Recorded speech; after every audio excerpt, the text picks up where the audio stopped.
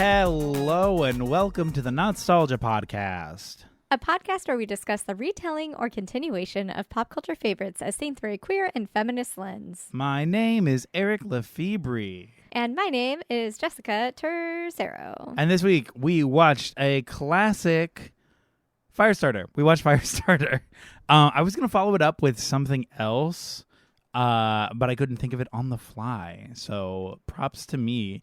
You know, we got Firestarter. It's a cinematic take on a classic Stephen King novel, starring the iconic Drew Barrymore, an absolute stunner.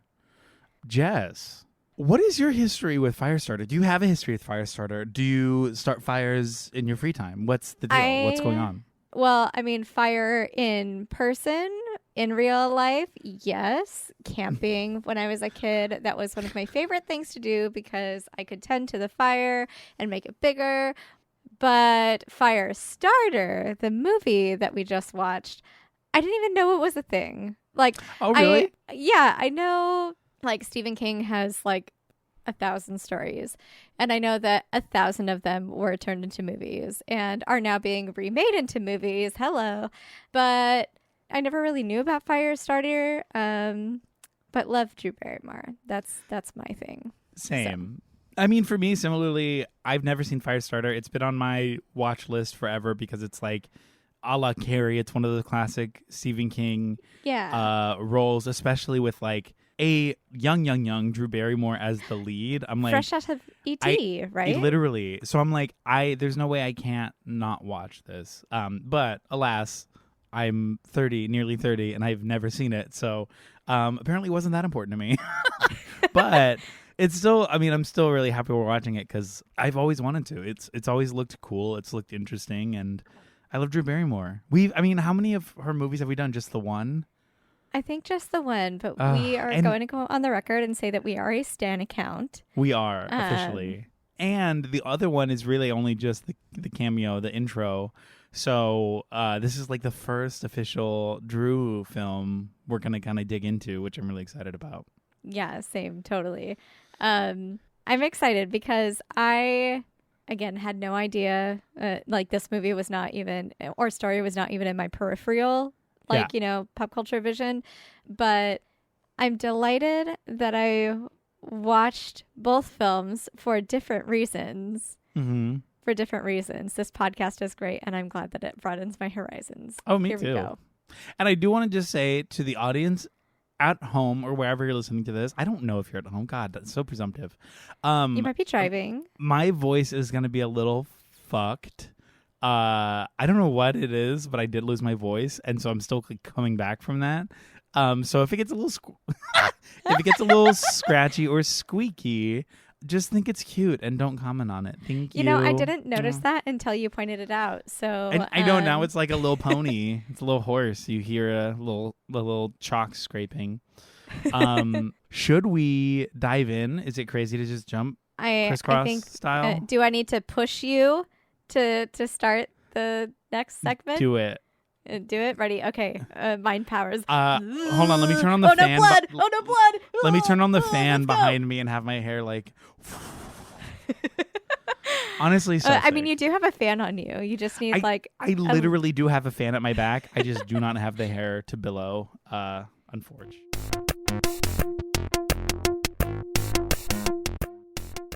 As college students, Andy McGee and Vicki Tomlinson took part in an experiment involving a hallucinogen called Lot 6 conducted by a government agency known as The Shop. The drug had horrific side effects on the other participants but gave Vicki and Andy telepathic abilities. The pair eventually married and had a daughter named Charlie, who started to develop pyrokinetic and telepathic abilities herself at the age of 8. One day, the Shop decides to kidnap Charlie to study her abilities, killing her mom in the process. However, Andy comes home and successfully saves his daughter before she is taken to their facility.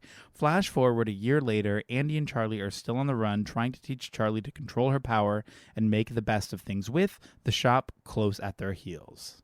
On their journey, Charlie and Andy meet farmer Irv Manders, who offers to help them on their journey. Unfortunately, agents from the shop quickly show up, and though Irv attempts to shelter them, Charlie and her dad have to use their powers to escape. After a quick stop at Charlie's grandpa's house, shop agent Rainbird catches the pair using tranquilizer darts and carts them off to the shop headquarters, where they are each given their own luxury suite and bribed into allowing the agency to study their powers. Lonely and lost, Charlie befriends Rainbird, who poses as a janitor to gain her trust and convince her to do the experiments. Charlie plays right into the manipulative plot and allows herself to be tested, while her father fights back against the shop director and uses his powers to plan an escape. Unfortunately, Charlie tells Rainbird about their escape plan, which leads to complications during said escape, resulting in Andy's death and Charlie's total destruction of the shop and its employees. Charlie then heads back to Irv's farm, where she is welcomed with open arms and tells the story to the press. Firestarter. First and foremost, I want to just say Drew Barrymore is a fucking star. This is not like a new take. This isn't like anything interesting. It's just like she's amazing at what, 7, 6? Like she's so good at acting, whereas most child actors are like children. They're children. In this, it's like she's an actor. She's good. She's arguably better than her dad. And it's so wild to watch them do scenes together so frequently where it's like he's like doing something and then she's like genuinely just like crying on top of him. And you're like, this is a star. Drew Barrymore is a star.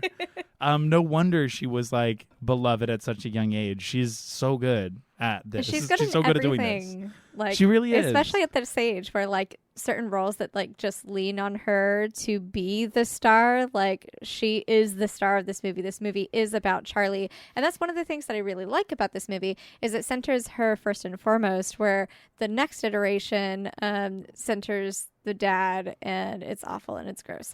But this one, Charlie is literally fighting against her literal objectification, right? Like of her person for various reasons, whether it's like to use her powers, whether it's Rainbird being like obsessed with murdering a child, you know, all of that. And I love that her father, as like his power as a cishet white man, is the power of influence, right? And he wields that both as a weapon to protect her, but also as like a tool to like uplift her. He's using it to obviously like get them out of these like, you know, situations where his daughter is going to be harmed. Does he kill people with it? Sure. But like the way he uses his power on them is like very dominating and very, this is like, you know, making space for her and her to exist, right? But then when he's talking to her, all he's doing is just empowering her, right? So like he never has to use the power specifically on her, but just like says these like wonderful words of like, you know, like, hey, you didn't kill your mom. It's fine. I've got you. You can do this. Like one of the lines he says is, you're all I got, but I'm happy about it because I'm crazy about you. And like the chemistry that they had together, like he's like, he has his arm around her while they're like driving and stuff. Like it was honestly so incredible and so sweet, where he was never centered in the story. He never centered himself at all. He wasn't ever like, oh, poor me or anything. He was like, I have to provide for her. I have to make sure that she's safe and she's going to have the best life she can in these circumstances. And they absolutely do. Like they have fun. He lets her be a kid, even though nothing is normal about this situation. And, you know, like everyone else is like trying to like turn her into an experiment or kill her or like, you know, just like these situations that wouldn't allow for her to be just a child. And he still makes that space for her in this. Yeah. And I mean, we see that super early on, right? Like when she accidentally sets her mom on fire, like he's like, this is your fault. What the fuck? And then as soon as she's like, wait, it is. He's like, no, it's okay. You didn't mean it. We know you didn't mean it. This was an accident. We know you have this power. We know it, but that's why we're working on it. And we know we're working on it, right? And she's like, yeah. And he's like, great. So even in this terrible moment, they're both just like, no, this is okay. She didn't do this on purpose. This isn't deliberate violence. It's just a circumstance. It's just circumstantial shit. And we know it and we love you and we're going to help you. And like that is sort of the crux of their relationship throughout the whole film. I think the big thing for me with this movie is I love it because of the general base allegory. I've never read the story, the Stephen King story, but I'm assuming it's relatively similar just in this. I read an article talking about it, and this movie is pretty similar to the novel. Okay. The next one just went off the fucking rails, but Oh. this was the original story, which I love. It's also great. It's literally it's an allegory for feminism. It's an allegory for like literally dismantling patriarchy. Like that's the story. It's all of these men who are like that whole scene when they're discussing her as like a possible doomsday device in this office. They're like, well, what happens when she gains autonomy? What happens when she realizes her power? What happens when she wants to do this? So like, we have to kill her before she finds that out. And you're like, oh, yeah, you have to strip women of the ability to feel autonomous and to feel their own power, because if they do, you're fucked. And that's the whole point of this. That's the whole point of the conversation around feminism. And this is an allegory for that. Is so compelling and cool because, again, also, who's her right-hand man? Literally, her dad, who was like you said earlier, using his power of cishet white influence to control and allow them to move about the world safely, while all the powers that be are literally trying to strip them of their power and strip them of their agency. And you're like, yes. Oh, yeah. So as a story, it's fucking cool. Like base level, so fun, so cool. I'm so into it. I had no idea that Me neither. that this was going to be this movie. Yeah. And like watching this, I was like, this is fucking it. This is it. This is so cool. And everything you said is also like magnified because like of the absence of women in this story, right? The mom, we don't even really get to see her until like a flashback later in the movie where, you know, they're talking about how mom and dad got their powers. And then, you know, there's that scene that you were talking about where she's trying to like toast the toast, right? Yeah. Which is so silly. And mom is like dead, you know, like she is killed because like just for existing, right? Yeah. Like and shoved in with the ironing board. She right? falls out with the ironing board. Yes. Because that's a woman's place. That's where she belongs, right? Is silent in the linen closet in the with linen the cleaning closet. supplies. Yes. Yeah. Thank you. Which and I mean, then, not to even add insult to injury, but isn't that closet attached to the kitchen? Like I feel like it's like the perfect place for it in this allegory of like literally big air quotes putting women in their place. Crazy. Exactly. So then, like, moving forward, the next woman that we see is Irv's wife. I forget her name, but she's there and she's existing and she survives and everything, but she survives because she keeps her head down, because she does, you know, the chores, because she's like, you know, when Irv was trying to stand up, and I want to talk about Irv because I really like him after we finish this part, but like where Irv is like, you know what, get me my gun, I'm going to stand her, and she's like, no, don't get involved. He's like, look, we're already involved. I'm not going to be like, you know, this is what the Nazis are. Like, I'm not going to be a person that sits here and enables this kind of behavior and does nothing. And she's the one that's kind of like has to be coerced into being like, okay, because as an older woman, you know, having to exist in this world for so long, the way that you survive is not getting involved, just kind of doing what you're told and just looking the other way when anything happens, right? Like, that's how you exist in this world. And then the last woman that we see, which is just for a second, she's one among the many like scientists and like that's studying Charlie, but she's like nothing, has no speaking lines, is on screen for maybe like 2 seconds. But so those are the two portraits of femininity that we get outside of Charlie, right? Is we get the one that's a rebel that is, you know, teaching her daughter how to, you know, control her power and how to exist in this space, right? And she's dead. She gets killed because that's not allowed. That can't exist. And then the older woman who has survived, but she's survived by literally just making herself as small as possible. Yeah. So I really like that. And I also really like the powers. It's such a good allegory for feminine power, right? Where like, also, looking at how she develops her powers, the first thing we see her do as like, I'm going to make a decision to enact change in the world with this power, is they're walking through this airport and she looks over and it's this like army guy who's like, I don't know you, get away from me. And it's this pregnant woman who's like, I have your kid. I'm pregnant and you're the dad. And he's like, I don't know you. We've never met. Why did you come here? Blah, blah, blah. And Charlie is like witnessing this and she's like, this is so fucked up. Like, she's like 8. And she's watching this happen and she's like, and she understands what's happening. Yes. And this is like the first moment we see her make a choice to do it. And it's not just like accidental. She makes a decision and it's very specific. It's very directed. We watch her inflame this man's shoes out of nowhere and he runs to the bathroom and like jumps in the toilet or whatever. it's literally the perfect story device because it's like she is enraged and inflamed by this type of sexist behavior, this type of like patriarchal rigidity and nonsense, just like this anti-woman shit. And she's like, that's bad. Fuck him. Flames. And you're like, oh, this is literally perfect. And without even like questioning like, oh, well, maybe he isn't the dad or anything. Like she's 100% on the woman's side right away. She has no time to not believe other women. She is like on their side, which again is something that Irv's wife would not have done, right? She would have been like, the cop is probably right because the cops are always right or whatever. Also, I love that the cop ended up in the toilet. I think that's so fun. Oh, same. It's so funny. And with her powers, with that, right? Like that's where we start like on knowing her. We're like, oh shit, that's really cool. But like her journey to like accepting her power really started when in that toast scene, right? Where she's trying to burn the toast and, you know, she's afraid, but she's like, oh no, I don't know if I could stop it, you know, and then she ends up burning her mom. So her powers are used kind of arbitrarily at first, but from that, she like has all of this fear, right? Because she's afraid that she killed her mom, even though she didn't kill her mom, right? She burned her. And that alone, like hearing her mom scream, she's so sad, so terrified when, you know, she was using her power for something that didn't really mean anything, right? And somebody got hurt. So knowing that her power needs to be directed and, you know, learning that it has to be like cared for and directed in a certain way, right? And then so she's afraid of it. She swears that she's never going to hurt another person in her life.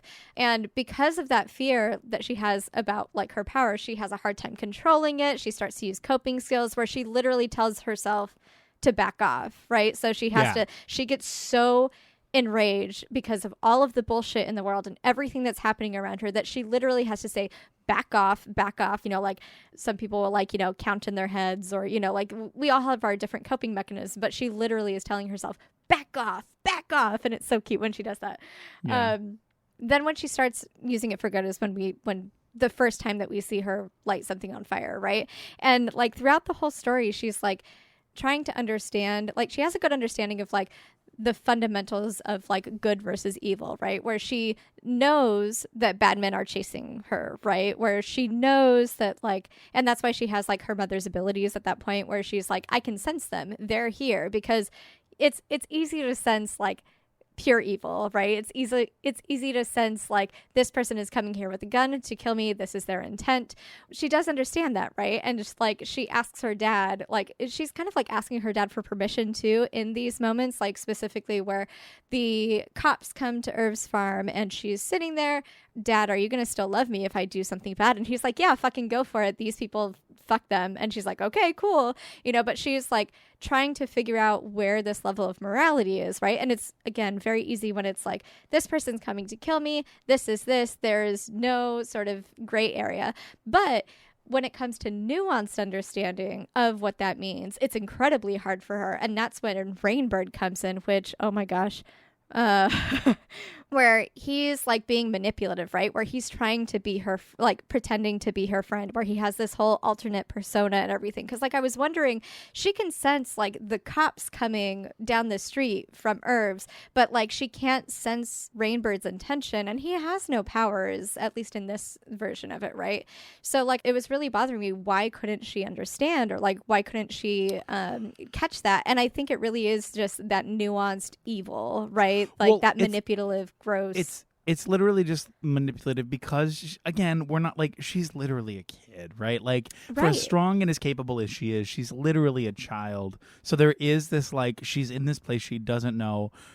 She's so reluctant to trust anybody. And this guy came in with a very specific plan of action to be like, I'm so small, I'm so ugly. You might want to turn the lights off to not look at me. Like, I know you're so much better than me. Get away. And she's like, it's a disarming tactic. It's manipulation base level. Lots of older men use on younger women. Literally, which is what he does perfectly. And she's like, wait, no, you're not that ugly. Like, you actually seem kind of cool. And he's like, oh, you think so? Next day, it's like, hey, friend, like, should I not come in here? Like, he does it. And so he's intentionally disarming her to the point where, like, it's like perfect in the sense that, like, she's not going to see it coming.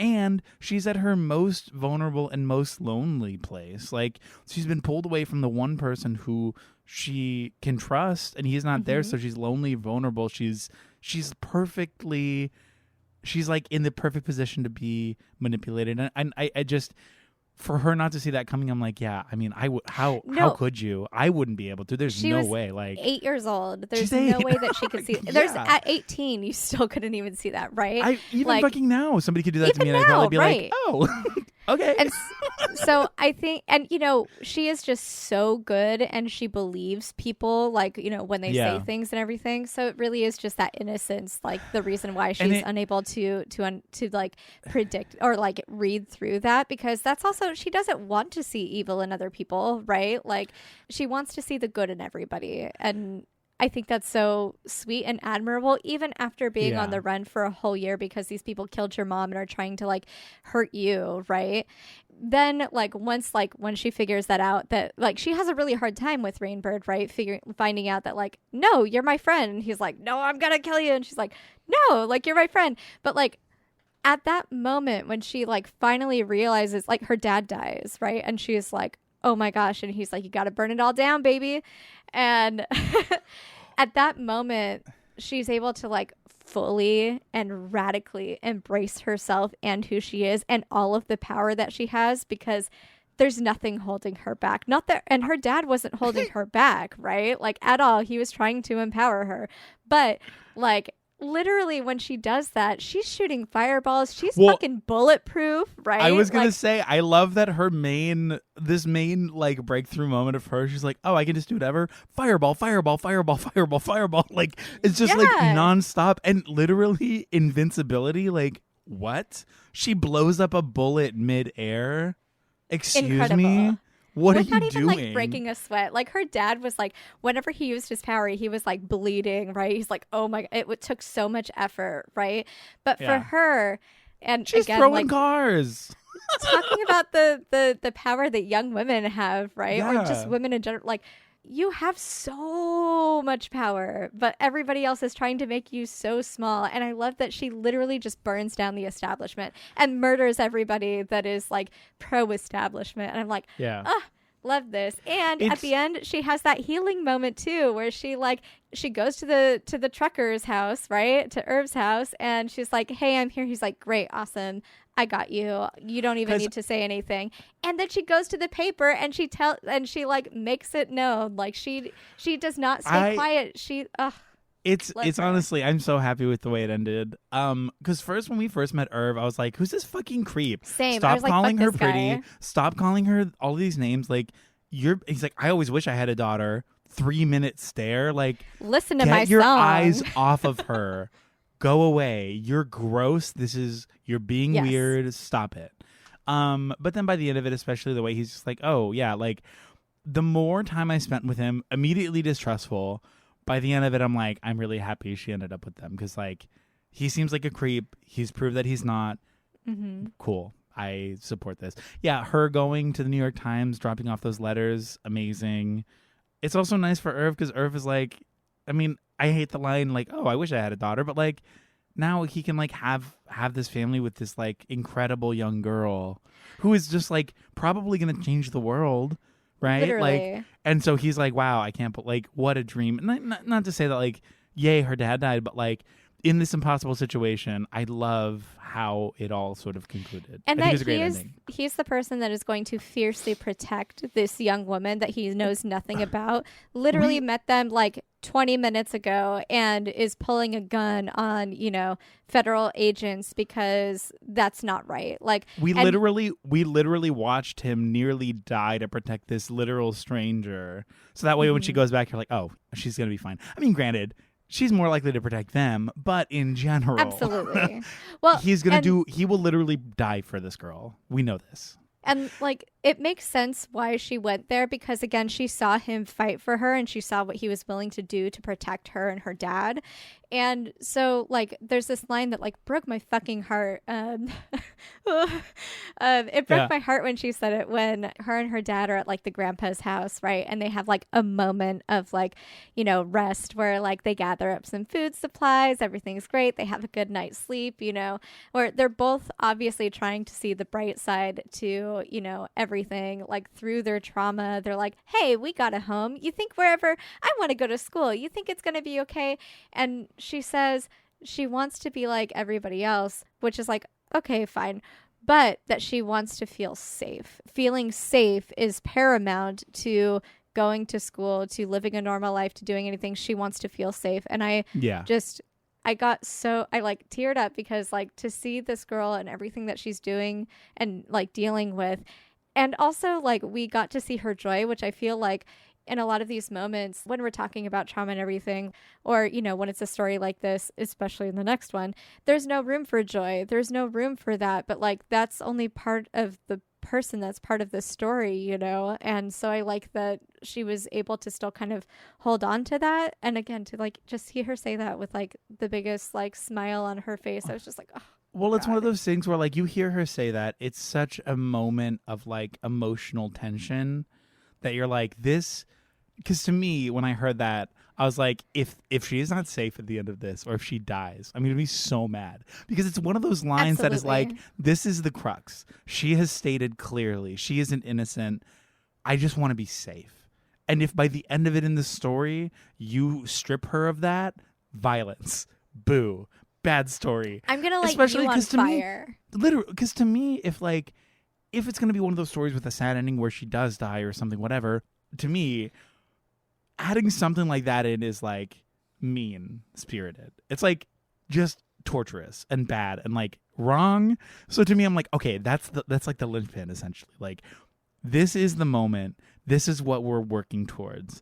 This has to pay off. And when it does, relief. It's and so we never warm. Get that in stories like this. It was such a delight and such a shock because like I'm so used to everybody in a story around a young woman trying to hurt her, right? So again, with the trucker, instantly do not trust her. With the dad, I was like, I don't know about this. But like right off the bat, they're like showing her that she's loved and that she's happy and she's cared for and protected. And they've did that with Irv too. So it's like, okay. And so for her to have a good ending, like, you know, especially for like horror, right? But like a good, satisfying ending where the young woman lives and is allowed to exist and to tell her story. What the fuck? Also, she's around adults too. Like this Irv guy, again, like we know that he's not a creep, but like he's so willing. He's like, yeah, we're gonna go to New York City. We're gonna go to the New York Times. I'm going to take you there myself, and you're gonna prove to the world that you are a victim. If you want to say it, I'm going to help you say it. If you do, great. Let's go. Give me the letters, write the letters, let's go. Yeah, exactly. Another cishet white man using his influence and his power and the things that are in his like within his realm to uplift this young woman. And I'm just like, this is allyship, y'all. It's great. Like, can you imagine if like if more men were like that? Like, and that's the thing is like, to me, this felt like a fairy tale because these men don't exist. You know, by and large in this framework, but like, well, especially I love not even that, just, and this is go ahead. Like, not even just like necessarily in the real world, but like in the way that oftentimes men are depicted in these stories because they're men written by men, and men generally are bad. So like in this story, it's just so refreshing because you're like, oh, okay, like it's so unexpected, and that's why, at least to me, it was such a like a washover moment of like, oh wow, like. That's right. Like, there are some good people. Like, that's crazy.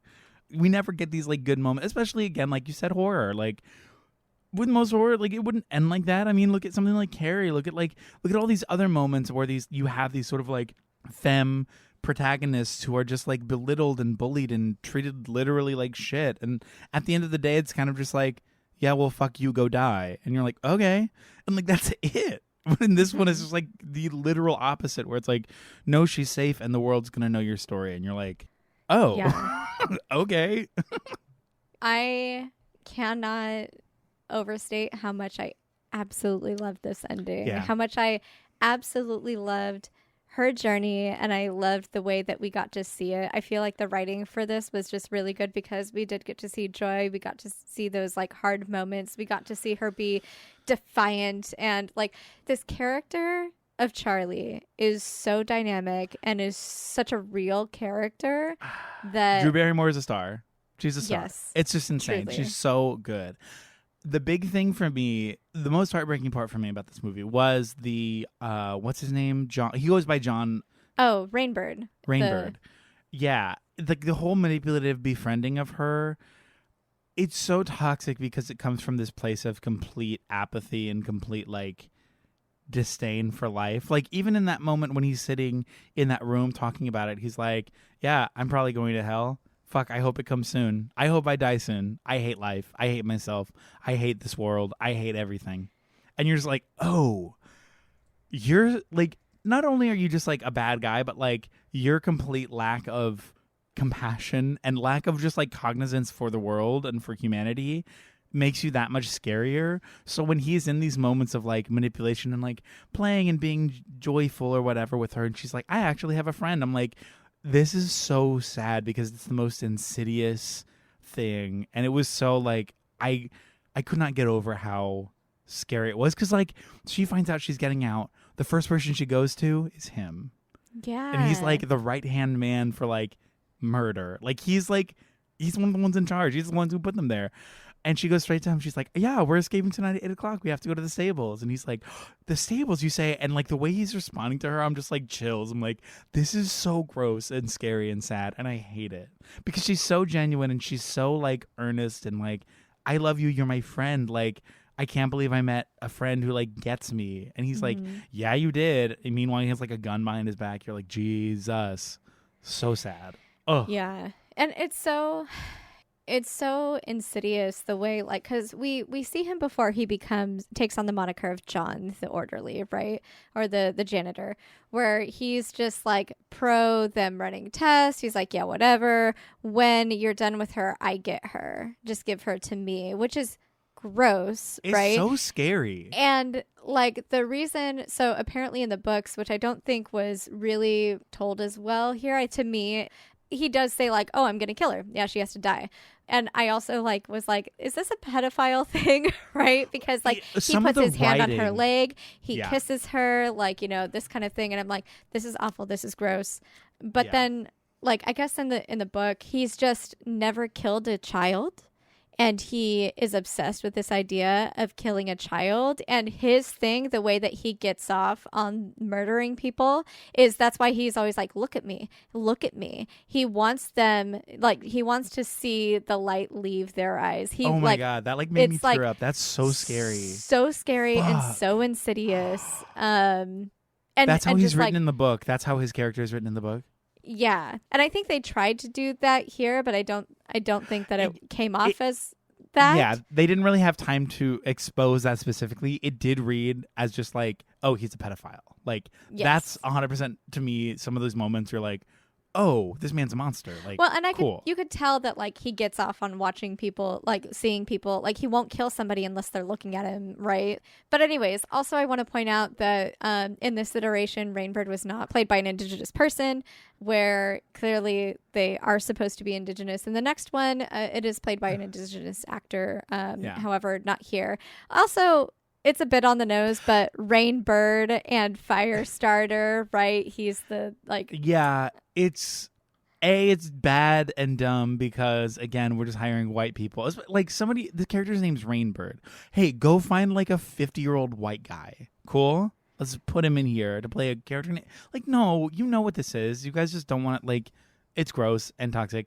Not to say that we need necessarily like a native actor to be like this villainous, like monstrous, murderous, like, because again, especially in these roles, and it's a big thing that I have a problem with in the next one when it comes to like diversity and like non-white actors and characters in a story. But like in this way, like, was this better? Because to me, I'm like, if the only non-white actor is this Indigenous actor who is portraying the most vile, villainous, whatever of everybody, like, it's what still then not good. Exactly. Because then what then does that say about it? It's like, oh my God. Like, either way, it's bad. And there's literally no salve to it. It's just a mess. Because in my head, I'm like, oh, if you got that, but no. I feel like it would be a completely different message. It would be a completely, like, both choices are incorrect. Ugh. I feel like this character was only indigenous because they wanted to use the name Rainbird. Yeah. Because, I mean, culture never really comes into it. It's just this person's a hired assassin, and that's that, right? It has literally nothing to do with anything. Literally. So I do think that it was just like, oh, wouldn't it be cool if, like, because Rainbird and, like, Firestarter, right? Like, so I feel like that was just really not well thought out. And in the next one, they do try to, like, be like, oh, like, they gave Rainbird powers because they tried to say that the place did experiments on indigenous people prior to doing them on college students, and we will talk about that there. Yes. But I'm so like, the new one, I don't want to spoil it, but it's heinous. Oh, it's is. Like, yeah. It's such a fuck you to in this. Every like, it's so way imaginable. Mean-spirited and bad. And like every choice that seemed like we're saying something is like, oh, this is like the most liberal centric take I've ever seen. Like, it is missing the entire point of inclusion. It's missing the entire point of discussion and non-white centric stories. It's missing the entire discussion around feminism. Like, it misses. Oh my God. Okay, you know what? Yeah, we're not getting on it yet. Then, Holy but fucking shit. This one is 2 hours. The original is 2 hours long, whereas the new one is like 90. A smooth God. 90 minutes. Even then, it felt too long. I'm like, give me the 40-minute version of this, because I gotta go. That one would not be made better with like more time, because there was no nuance and they didn't try for nuance. Ooh, yeah, but we're still here. But anyways, we're and Drew still Barrymore's here. A queen. I do want to talk about the shop and also specifically like that doctor, like, or the head of the shop, right? The head of the shop, who like was just so fucking predatory, where he like, which, okay, also every man in this that's like not Irv or not her dad, right, is just so disgusting with and around her, and has like infantilized her to where she's like this beacon of like it's so gross. So the main person brings her so they put her in this like suite, right, basically, and she's like a prisoner in this suite, and they give her they shower her in gifts, which great, go off, girl. Like, she's playing video games and like, I'm not even fucking paying attention to you. But he like tells her, I've thought about you so long that it's like you're my own daughter. Toxic. Nasty. So gross. So like, when he said that, I was like, how fucking dare you? Yeah. And it's also the way that they infantilize her in this way, where it's like, oh, but she's a little girl, so she has no strength. She's just a little girl, while simultaneously holding, we need to control her because she's too strong. Which, to me, I love her as a character because of that. Like, she is like the most powerful person in what we would as a society consider one of the least powerful bodies. like that dichotomy is so like iconic and cool.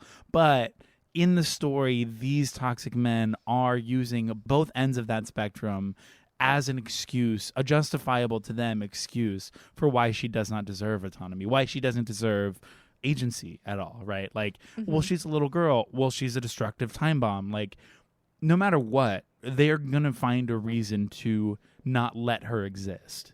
Right. And it's a really good story because of that. Because it is like, that's so true. No matter what, like, men will find any reason to justify their behavior and justify their choices in belittling and controlling women. And it's also like that juxtaposition is also prevalent in like the doctor who created Lot 6 or whatever, right? Which is, again, such an interesting conversation where like you would think that like he was like really mad about, like, he's pretending to be mad about like, well, I didn't know what was in there. I didn't realize it was going to kill these people, right? You know, regarding the Lot 6 test on the college students, which, again, incredibly predatory. They're going after poor college students who like can't afford to like feed themselves, and they're just like, here, do this test. You don't need to know anything about it. It's a-okay. But the thing that he says is that he's not mad because she exists, or like he's mad because her dad is trying to train her and train her powers, right? And he believes that he's limiting her powers. But he doesn't, even though she's the one that actually has these powers, he doesn't want her to have these powers. He only wants to control and to use those powers for himself, right?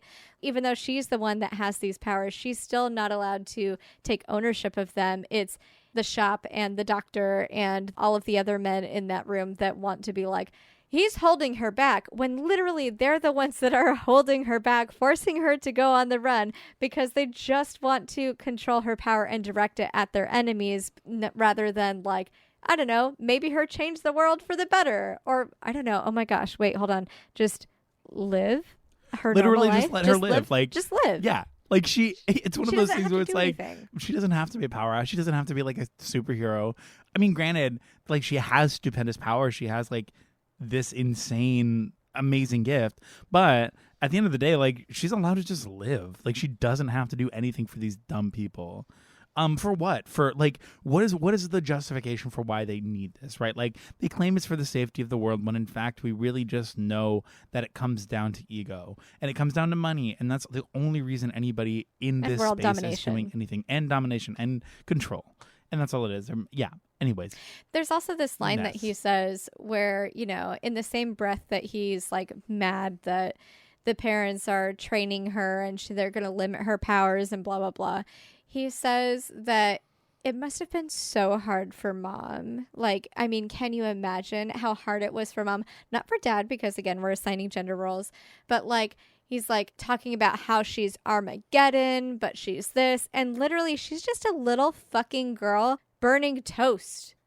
Like, this is what she is. But they are so fucking afraid of her and of what she's going to become. Like you said, they're trying to belittle her and control her and put her in a space where they feel safe, right? Yeah. Being around her. Like they're still wearing like those fire suits going after her when she's burning everything down at the end. I'm like, you literally saw her turn cinder blocks into ash with her goddamn brain, and you think that a fucking fire suit is going to save you?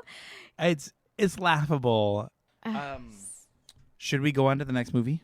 Yes, I'm sorry. I'm just so fucking into this.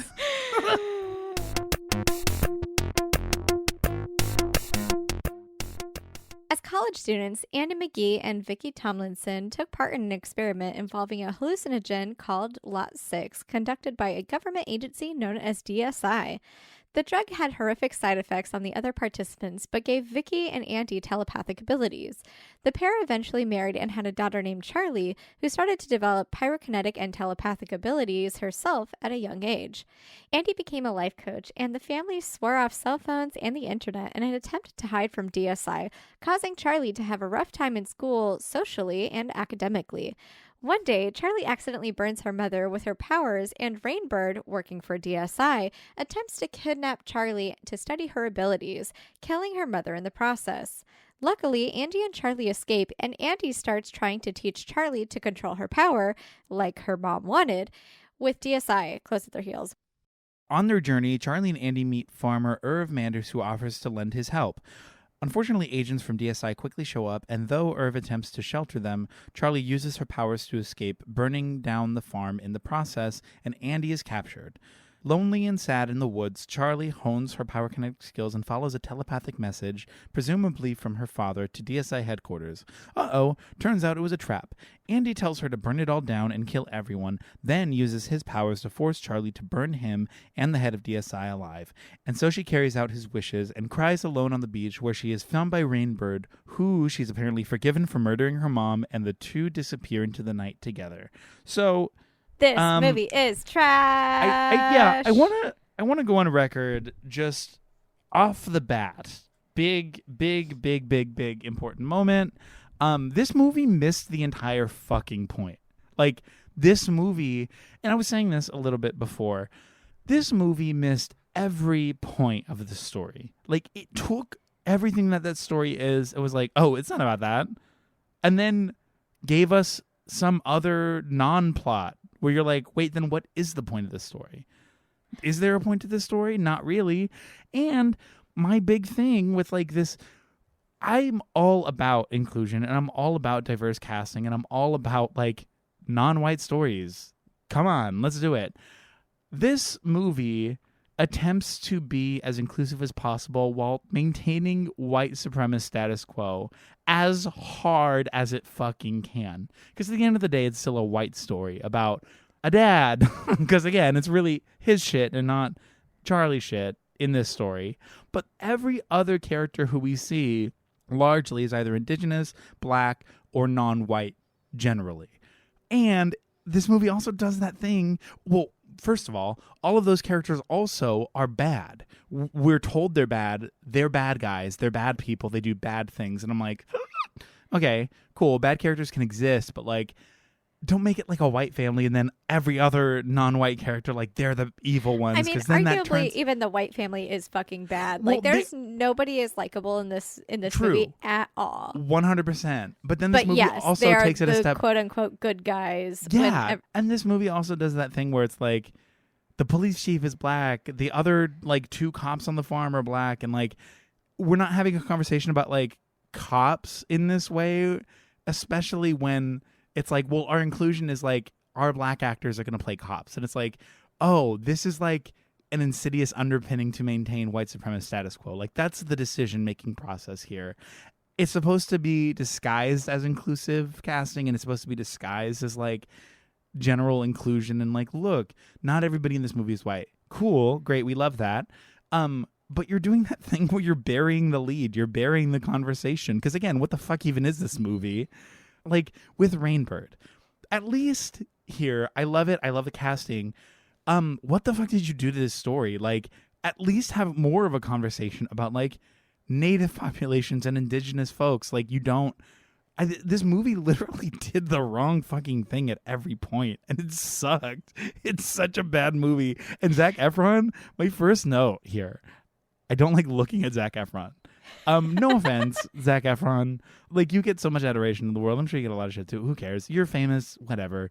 Like, off the bat, I'm like, I don't trust this dad.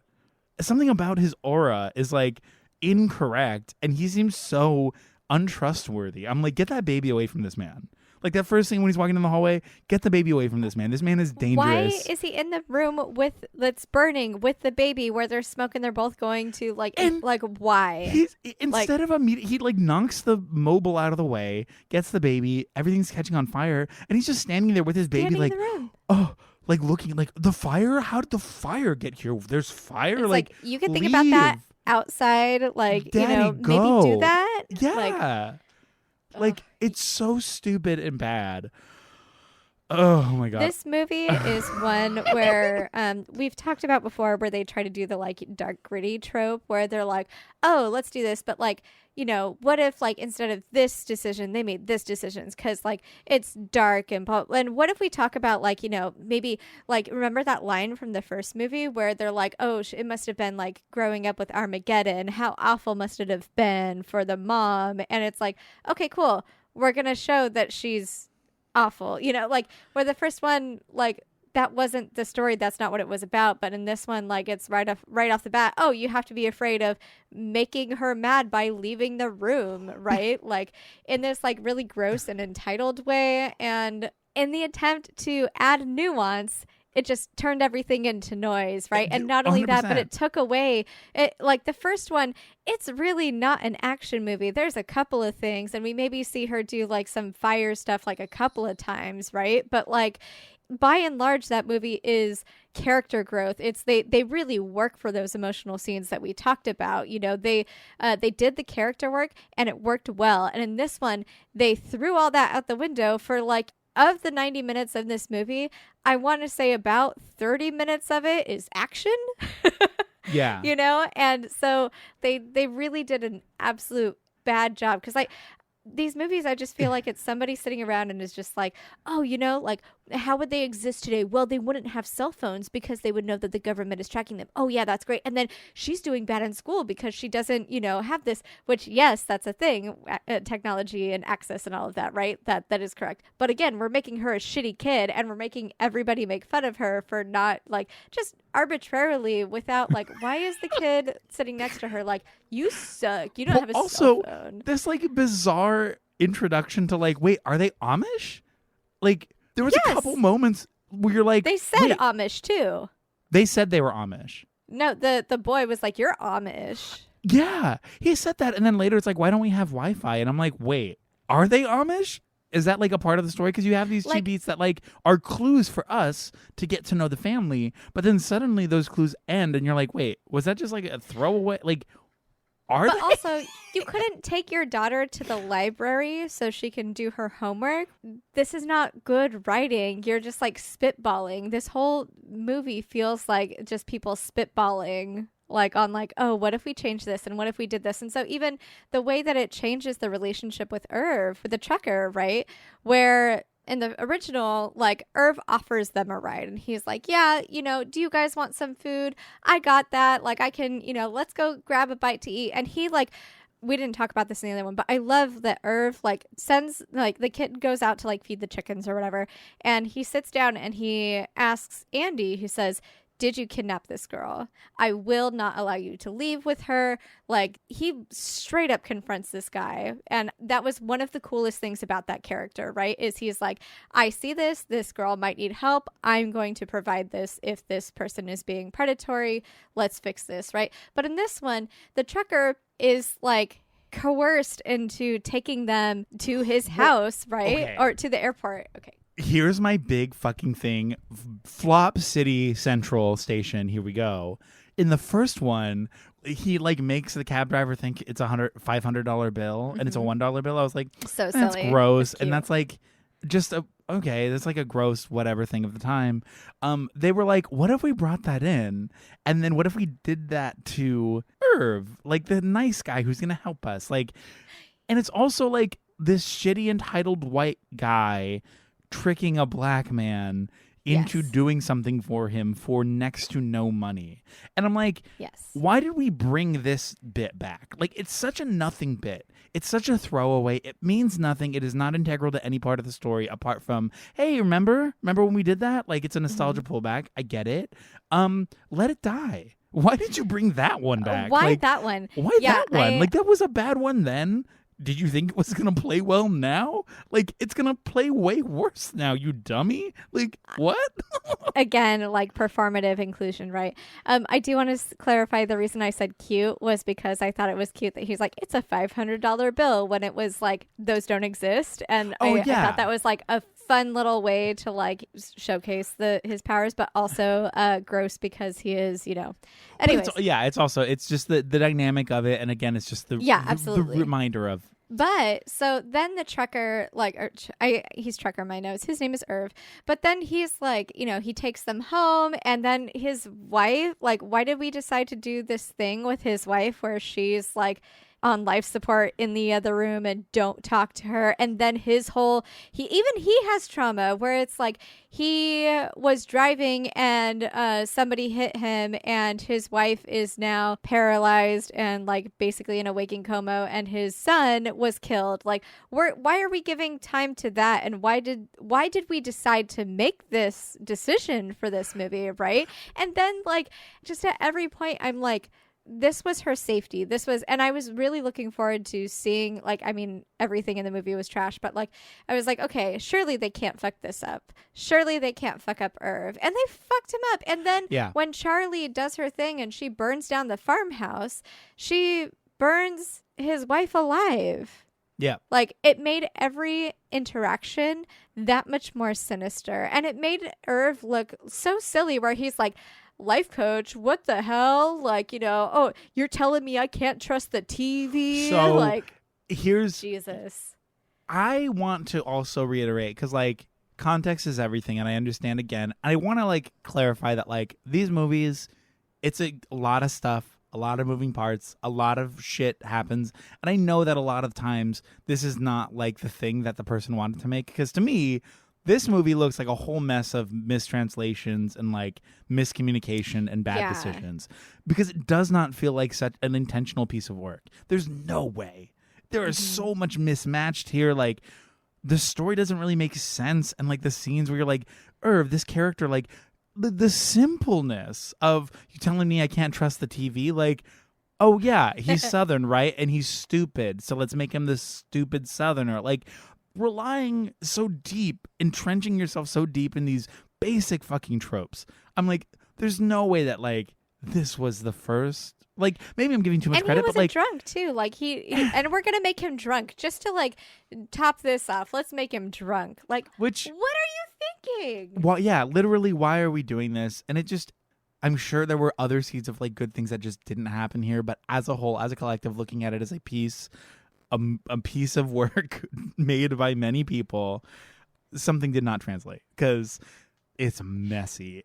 And that's every part of this movie. And like every part of this movie feels so disjointed and doesn't make sense. And even if I hadn't seen the first one, I'd be like, what the fuck? But because I've seen the first one and I know like the roots of the story, I'm like, why are we doing this? Okay, like, I also want to say my moment. Do you have a moment where you're like, this is going to be bad?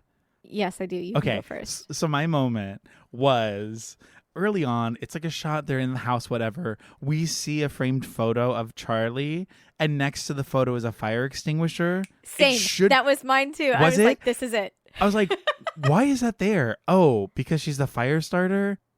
This is, because to me, the fire extinguisher doesn't need to be there. Like, I get it, handy because she starts fires, but this is stupid. That's so dumb. Like, we know she's a fire starter. You showed us she's like, you don't need the fire extinguisher there. It's just, as soon as I saw it, I was like, oh, here we go. This is not going to be good. Not to say that like the first scene of the baby of them standing in a room on fire to be like, oh, what happened? Isn't dumb. Like, you're going to get out of the house with your baby. Your house is on fire. This was the last nail of me being like, oh, I'm in for a bad time. I am not ready to go on this journey, unfortunately. To be fair, I also did text you, and we tried not to You do did. this again, but Yeah. I did text you because there's a scene that I very much want to talk about where we The know Kit that Kat? we don't like when dogs get hurt. We also don't like it when cats get hurt in just animals in general in film. But this moment where let's back up because when I tell you I'm so mad. You warned me, furious. but I could not believe everything around it too. I want to talk about every moment of this scene because let's do it. It does not. It is so abhorrent to the story. Like, it's so bad. Okay, my biggest thing. I get the story beat. I get why we're showing her like she can't control her powers, and it's a reactionary choice. Like, oh, kitty cat gets scared and scratches her, and she's like, pain, fire. She's a kid. Understand it's reactionary, but there's obvious so many other ways to show reactionary. Like, I didn't mean to do that. I didn't mean to do that. I didn't mean to do that.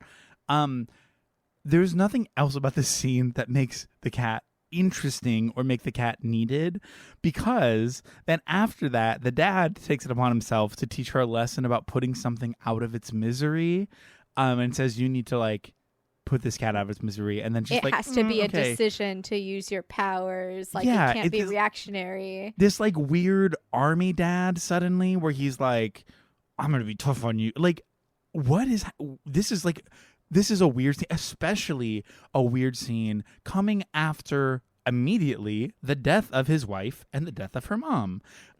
Which he did not give a shit about. Like, you don't see him have any fucking emotions, or her. Neither one of them give a shit. And I do really want to talk about mom, but after this scene, because so for those of you that have not seen this iteration, please don't. But also, this scene, the way, like Eric was saying, the way they decided to show her being reactionary or her accidentally using powers or whatever was literally like in the first one, the first time we really see her use her powers, like, even if it wasn't intentional or it was like, just reactionary to like, this guy's a creep, fucking burn him, right? And then she's like, oh shit, I didn't mean to do that. In this one, it was she went to play with a cat in the parking lot of a motel while they were supposed to sleep or whatever, and the cat was great, and then just suddenly scratched her. And if a cat scratches you like that, I mean, it's because you're being an asshole. You're also in the cat's space. Give a cat space, right? Go away.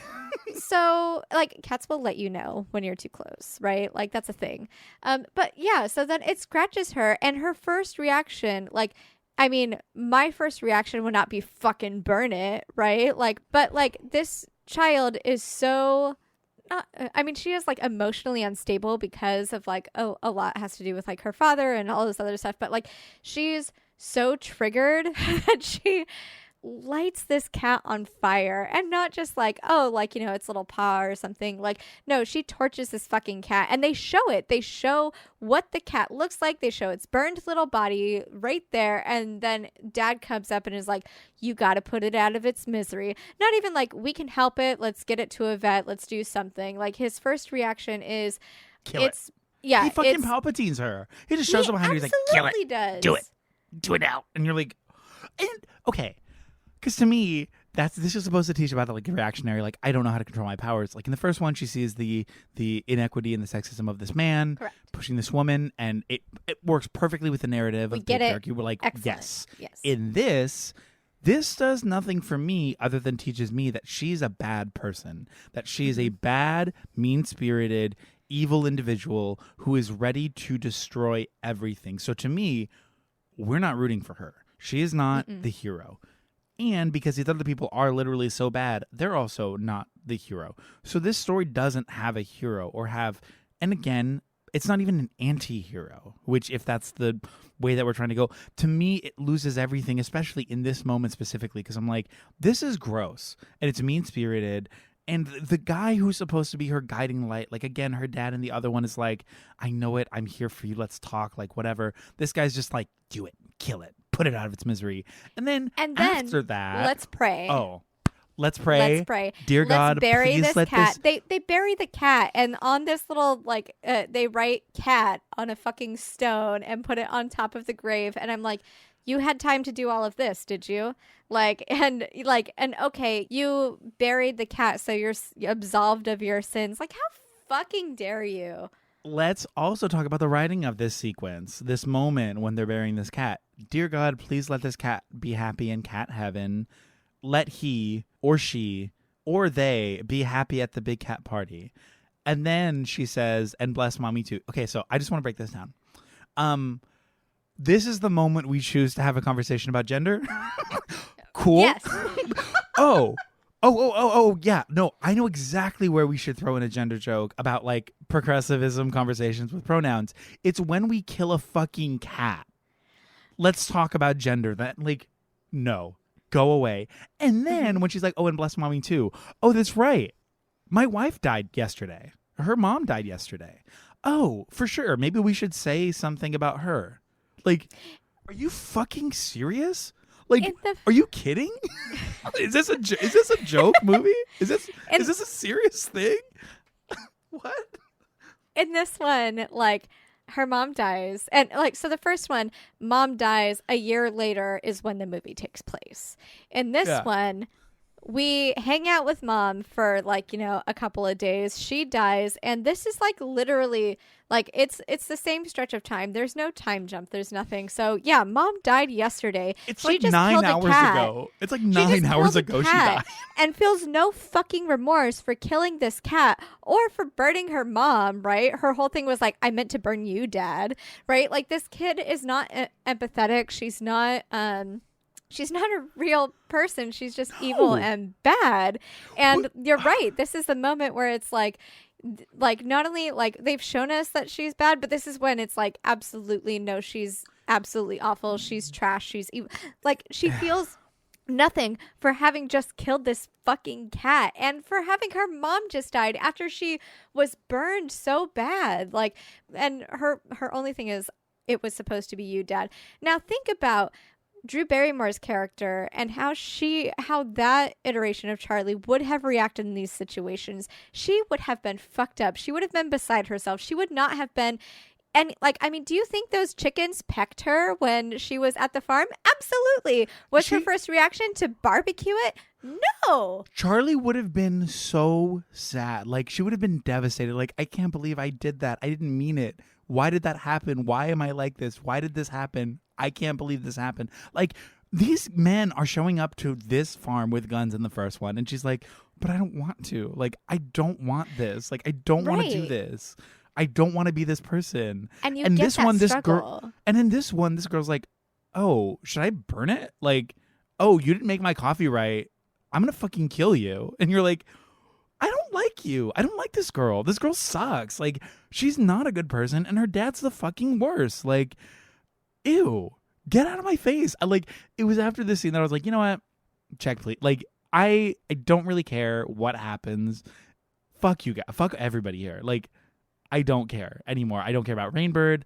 I don't care about DSI. I don't care about Charlie. I don't care about her dad. I don't care about this farmer or his sad story. Like, I don't care about any of these people. None of it is interesting anymore, because to me, you've told me that I shouldn't care about this character. You made it very clear that she's not it. She's not the one. She's not good. She's not going to come back from this, because I don't like her.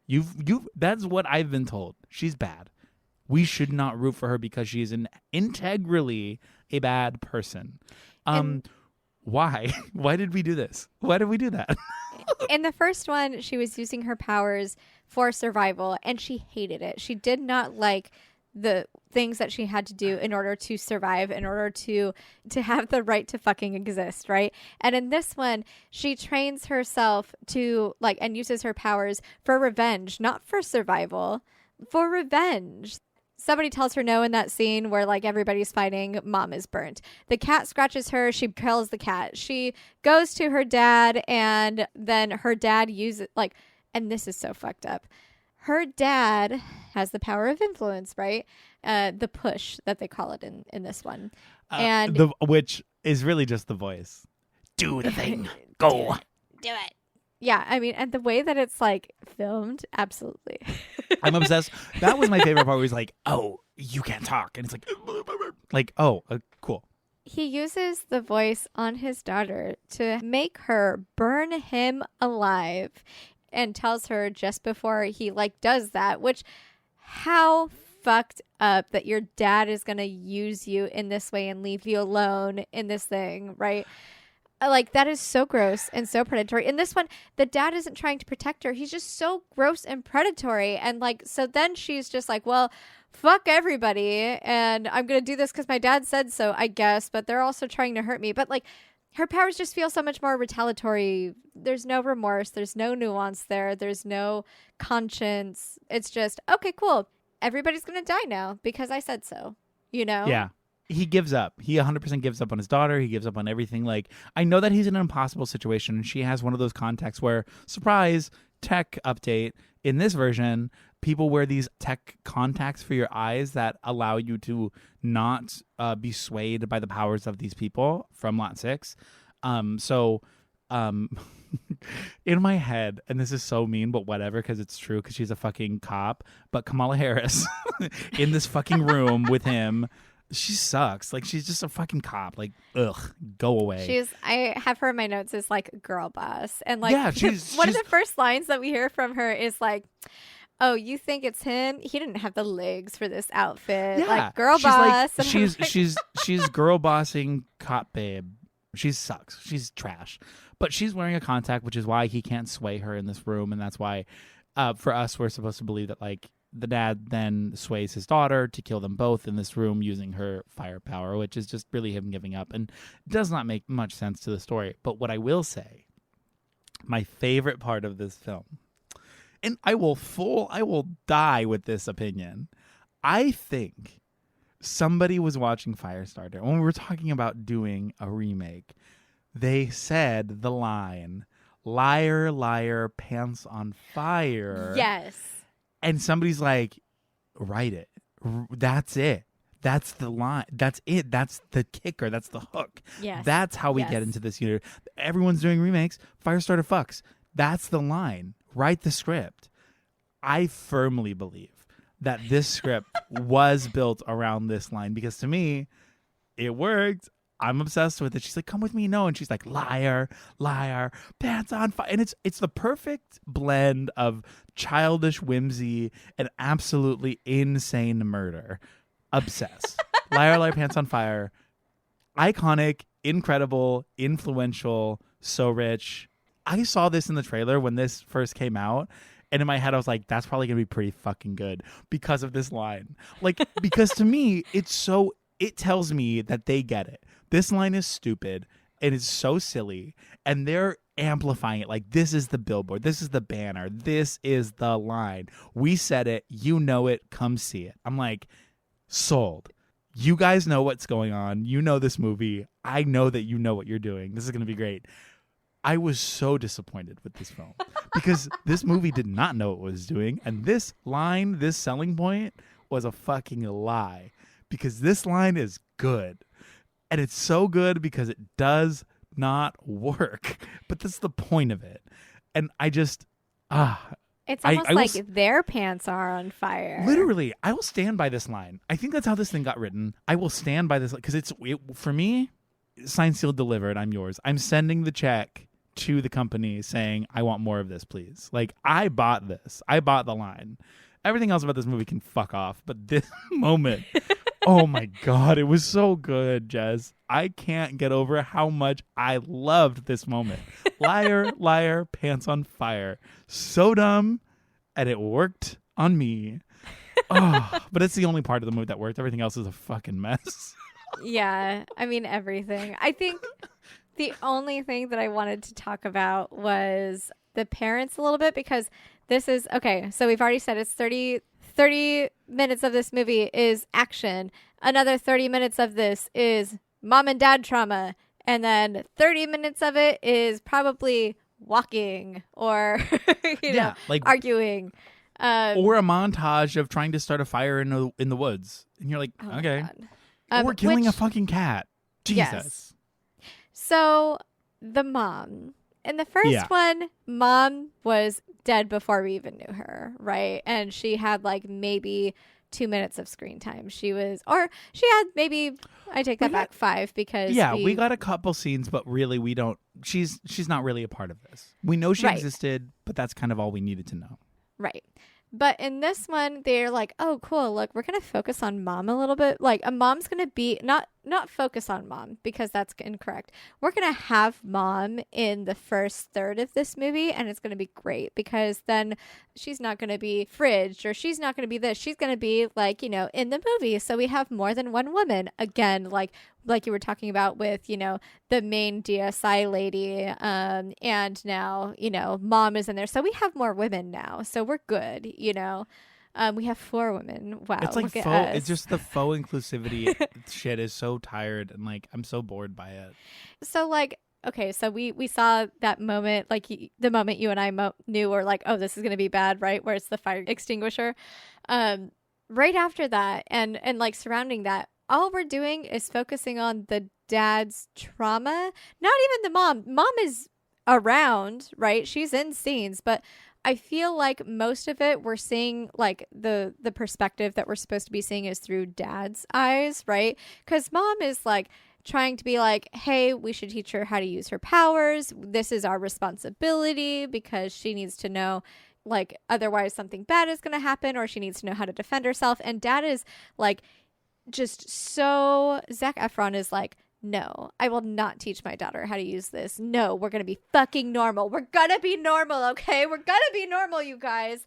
And he's just like fucking screaming at everybody. Screaming so much, and him and mom fight all the time, and it's awful and it's bad, and I fucking hate it. No wonder your daughter's a monster, because she looks at your behavior and she's like, cool, this is normal, this is how I'm supposed to like exist in the world. One of the lines that he says to mom when they're arguing about it is, he says she has to shove it down and keep it hidden. She did it before and she can do it again. Like, no. I'm like, why did you have a kid? Why did you have a kid? You hate your kid and you hate each other. You guys should have not had sex, or don't have a child. And then once you're done having sex, you should break up, because you guys don't like each other. You're not good together. You're not good around each other. If the sex is great, iconic. Hit each other up like once every couple weeks. Make it happen, and then go live your lives, because you guys are bad for each other and it does not work. And you shouldn't bring a child into this world. Like, it just makes me, it's just one of those things where I'm like, and they don't even talk about it. It's just like, oh, this is just a dysfunctional. And I get that that's the point, but oh my God, it does not work. It's so annoying. And so just like, I'm so bored. It's so boring. I'm like, you just don't get me. I'm a man. You just don't get me. I'm a and like. And she's like, wait, what? You've been bleeding when you use your powers? He's like, yeah, whatever. It's not a thing. Like, he's not even like telling her the most basic stuff, right? And like, literally, they should have known that and talked about how they were going to raise a potentially telepathic child because they both have telepathic abilities. The chances were very good for this child to have some sort of abilities, right? Like, it's just a couple of selfish ego maniacs not considering the repercussions of their actions, and they're fuck them. I hate them. I feel a little bit more like a lot of this was driven by Dad. Like, I'm sure that like I could absolutely see Zac Efron, Andy being like, well, we're the only two people that survived this experiment. We're the only two people that get and understand each other. We have to protect each other. We have to be together. And like, so doing that manipulative bullshit that Rainbird did to Charlie in the beginning, right? Because she was also a young woman at this time. She was in college, very predatory.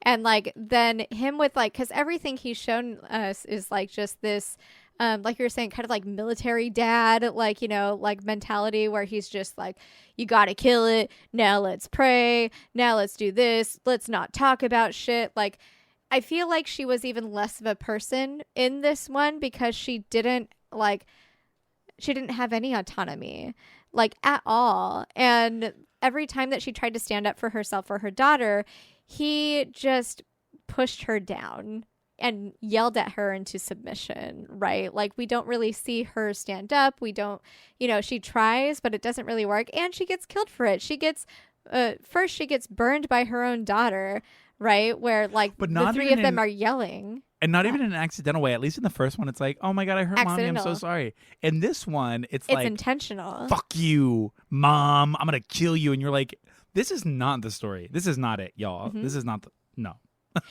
So I hate that because there's just so much messiness. So I do feel like Charlie was, mom probably didn't want this kid, but dad refused to, didn't believe in birth control, and, you know, also didn't believe in vasectomies. Like, I feel like he is just an absolute awful trash person. But again, like, because of the conditions and like the mental were like rife for that sort of manipulation where it's like, we only have each other. Mom she doesn't have a cell phone. She can't talk to any of her friends. She can't be online or have any sort of community. So literally all she has is him. Like, I don't know. The more I think about it, the grosser and the more toxic and awful it is. Firestarter. I have nothing more to say. More like something Fire else. snoozer. Yeah, I know. I started the bit before I could even find a moment. Yeah, fuck this. I'm cool. I'm done talking about it. Let's be done.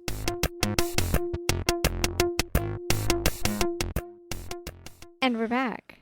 We're back. We made it back from the shop. We went now to we're the here shop to talk about it. Yeah, we went on a shopping What did spree. you buy?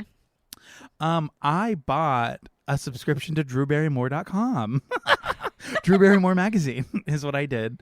What did you buy at the shop? God, I'm trying to yes and here, and I'm just like, I bought a skateboard. I have nothing. You know what? I had choice paralysis, and I just left with nothing. Honestly, true story. And you know what you left with? A full wallet and the rest of your day ahead of you. And the memories. And the memories. And the friends I made along the way. Thanks for the memory. Okay, so we made it back. Eric, the first Firestarter, 1984. Who was this for? Oh, we know who this was for. We know who this was for. Yes, we do. For Miss Barrymore.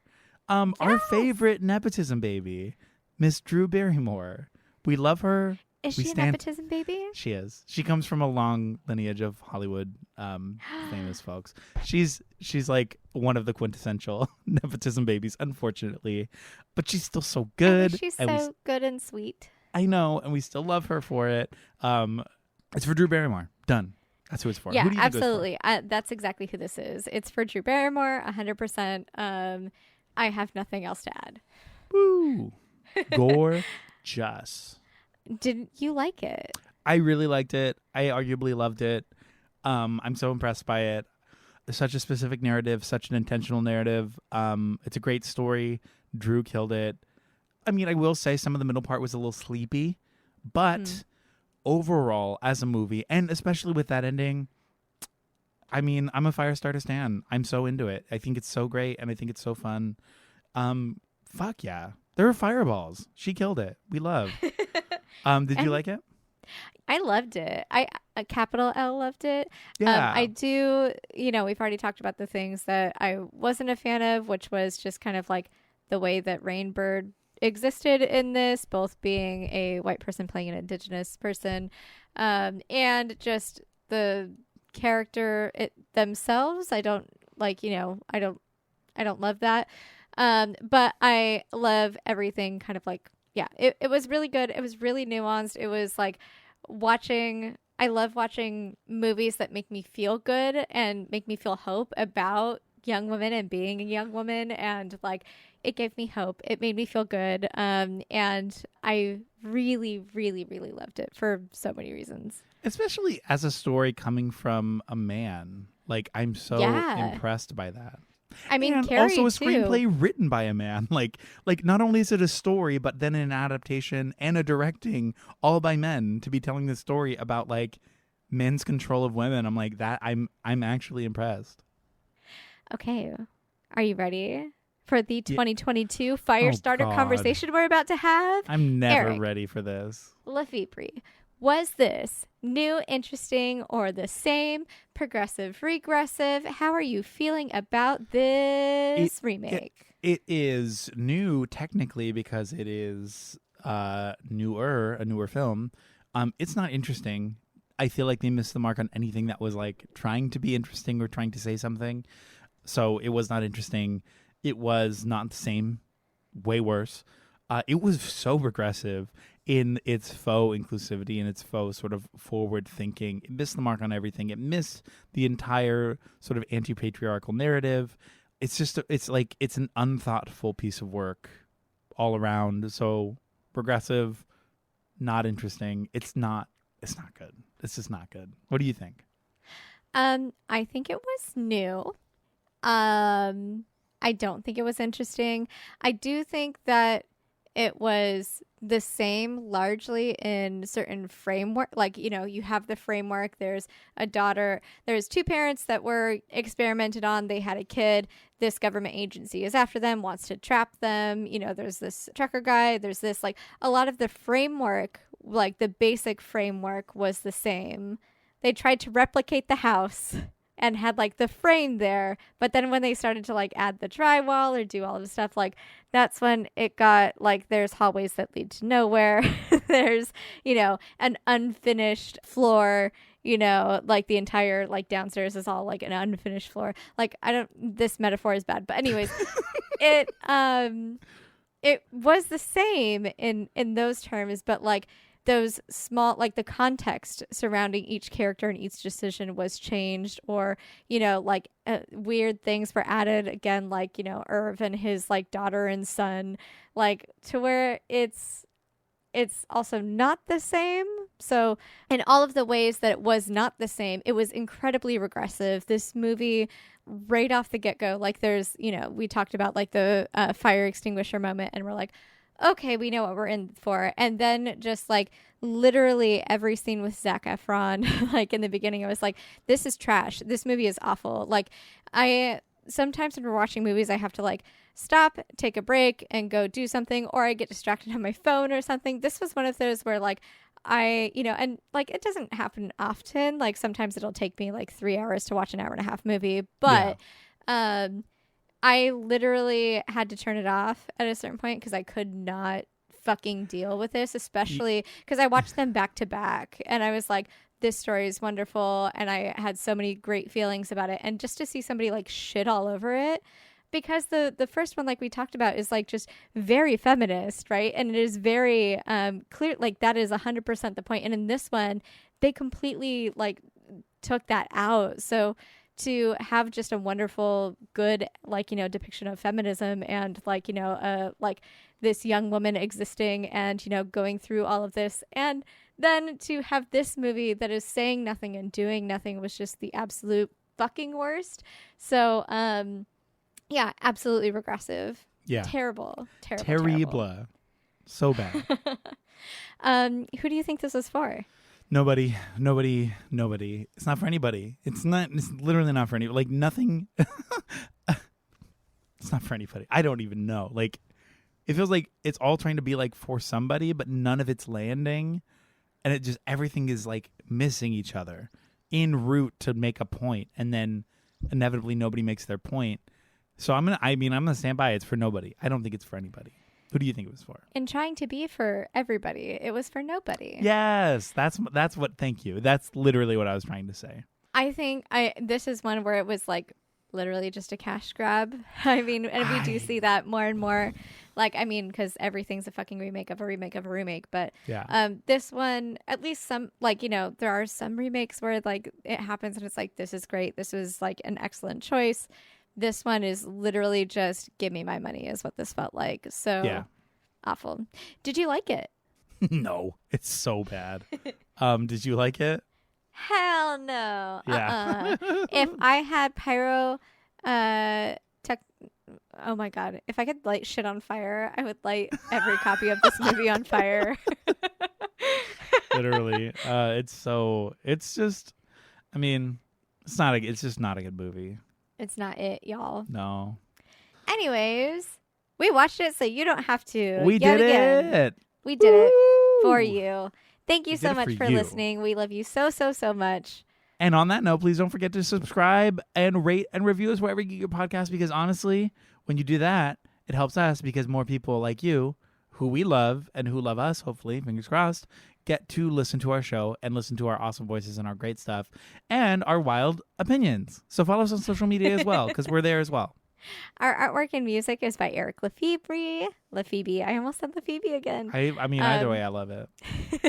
Editing by Danny Barkley. And thank you again for listening. And thank you, Eric. Thank you, Jess. And remember, stay cute. And stay critical. Goodbye. Bye. TTFN.